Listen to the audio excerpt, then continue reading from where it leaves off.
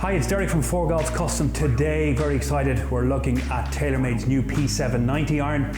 We've had this in the bay now for a few weeks. We needed a little bit of time with it to figure out what it was all about and what it was going to do. But in the next few minutes, I'm going to share with you some really good insights from Dave about, are they really worth the expense? Like, these are expensive clubs. Are they really worth that investment? But also, more importantly, are they going any further than the original iron? Is this new technology having a big effect over if you've got older iterations or indeed older irons? And a lot of information around, what sort of loft should be looking at, what sort of configuration. So really good insights and stuff that you won't have seen anywhere else that all relates to how we were fitting with them. Dave, this new design, obviously, it's thinner, it's lighter. They have a new speed foam in there. I guess the story's all about lighter weight.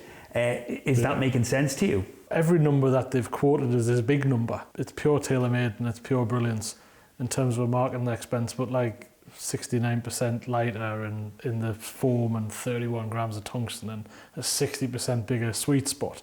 They're all big claims, but... Yeah, and I think that's important to note that, when new design comes out, we see it.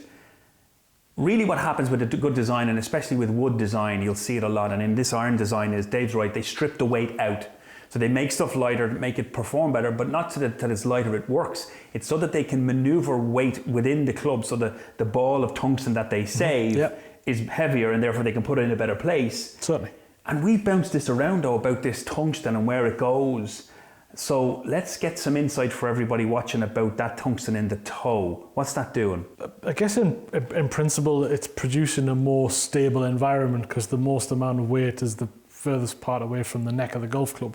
So it's in theory there for stability. So to keep their club head square through impact.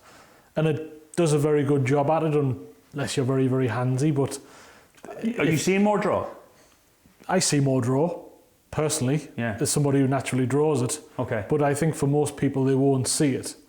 Okay, so top tip from Dave, if you're right-handed, a bit of a right to left, a bit of a slinger, if you'd like to draw the ball, probably not for you? No, but that's why they make P790. So. Right, okay, so I think that's a good way for us to lead into them player profiles. So you've been fitting around with it for the last couple of weeks. Tell me who you think this is for. Well, I mean, I might have sounded a little bit negative at the very beginning, but for me, P790 in its 3 iterations is comfortably the best iron that the industry produces right now. I think it's the best iron we've seen though, in fairness, in terms of results. Absolutely. Okay. And I'd go as far as to say as ever. Okay. From a designs perspective. What I mean, TaylorMade in this kind of P770, P790 range are, in a golfing terms, the apple of, they can pack as much technology as they possibly can into the smallest chassis. Make it play good, make it look good, make it do everything. Yeah, I think it's important as well. Another note for folks watching, look, if you're new to the channel, you're very welcome. Please subscribe. This is all to do with fitting information. This isn't us talking about the tech and what it is. This is really us telling you, this is what we see in our fitting sessions. So if you're interested in stuff about fitting clubs, subscribe, check out our videos. There's a lot of information in there. This iron isn't a blade though. And we have to have this conversation with a lot of people all the time is, they get this club and they think it's a blade in the traditional sense. Just explain it, it's not, it's a cavity base. It's a hollowed cavity, so imagine the safest way I can describe it to people is take a blade, blow it up, scoop the inners out, and then all the weight will then spread nice and peripherally around the outside of the head, and that allows them to inject a material through the hole in the end of the golf club that produces technically a sweet spot that covers the entirety of its face.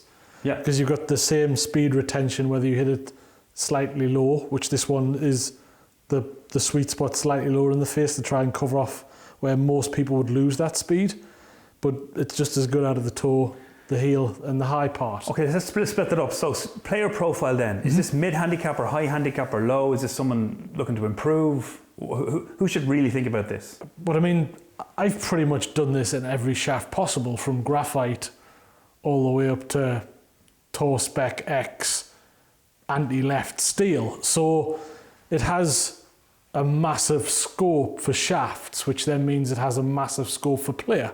Okay. So I guess primarily somebody looking for distance, because it is the quickest club face or ball speed off the club face that the industry can produce right now. So from a distance story, that's where it becomes prime and proper. So they go as far as anything.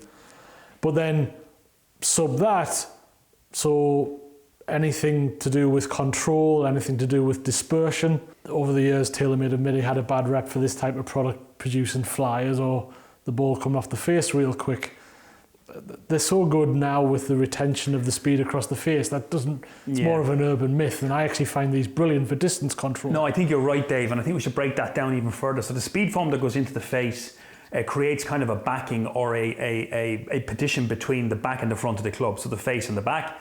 That allows the face to actually flex into this foam without kind of cracking or breaking, which is producing these speeds. Yes, it is quicker off the face, and yes, it does go further. You will see that, and it's not lofts. I see places reporting that, well, the lofts are stronger, that's why it's going further. No, this is a ball speed situation. So if you're getting fitted for these, or if you're looking at hitting these on a range sometime, check out the ball speeds. If the ball is going quicker, the ball is going further based on the speed from the club, nothing to do with the lofts. But what we should note here is, while it is quick off the face, the key element here is the speed retention on off-center hits. And this is the key element of this club, and where it is so impressive is, instead of missing low side, or when you'd miss it out of the toe, you miss hit it, the ball speed would drop, therefore the ball would go less distance, you will miss these longer, so they will miss more pin high. And I think that's the critical element of this product, and indeed the other iterations, that make this one that you really should consider. If you're thinking about changing your irons, you've got to get a hit of this club. I'd still think it's going to be our #1 selling iron going forward. Dave, talk about the speed gains. So if you had last year's model, what are the speed gains from this, so the new technology over the old? Direct correlation. As a regular number, I'd see 2 to 3 miles an hour. What does that equate to distance-wise? 6 to 7.5 yards of a distance gain. Okay, perfect. But in terms of, I guess, older to newer, what would you see gains? Like if you had a club that was 5 years old, not necessarily P790, just an any other club, and you put this in, what's your gain? Well, I mean, if you're going from a normal, traditional, non-hollowed golf club, you can see ball speed gains, obviously depending on the age of the club, up to like 10 miles an hour. Okay, so that's which a lot. Can be 20, 25 yards to some people. So that's a lot. But don't come here thinking you're going to get 20 yards further, but Dave has seen that, so that is quite important to note. Let's break down then shafts quickly so we can get a handle on, because normally you go lightweight shaft. What are you using with this? What are you seeing work best? I've actually done quite a bit of graphite with it, which is a surprising one. Again, just all part of the speed story and the forgiveness. So, because you don't necessarily have to have a big, clumsy golf club now for forgiveness, this covers off that really lovely visual with all the technology that goes on it. So I've used graphite, I've used lightweight, as I said to you, I've used S-tapers for the guy that slings it, just to stop the club turning over on itself, some heavier nip-ons, 120s, 105s. So that because of its massive range of scope for application to the golfer, you have a massive scope of shaft options that fit into it and work appropriately with it. Give us some set configurations. So are you using 3 irons? Are you using 4s? And let's talk about that pitching wedge. You had a really good point we made on the brief earlier on. You were talking about what you've seen going in based on distances. So what's your set configurations as well? I think the most important club in this set's the A wedge, the gap wedge. 9 times out of 10 I'll do a set with a gap wedge in. Basically it's just a wedge that goes quick and has speed retention. Why would you put that in then, as well as the pitching wedge obviously? So think of everything at least going one club further. So if your pitching wedge now does what your 9 iron does, what's going to do what your pitching wedge would have done? So that the gap wedge from a distance perspective will fit in as everything kind of jumps up one. But as a result of everything jumping up one, then you tend to need very few 3 irons at the back end, because the 4 iron will do what the 3 iron would have done. Okay. So your typical old-fashioned 3 to pitching wedge set is now just called 4 to gap wedge. Perfect. That's a great point. So what we'll do now is, I'm going to have a couple of quick fire questions.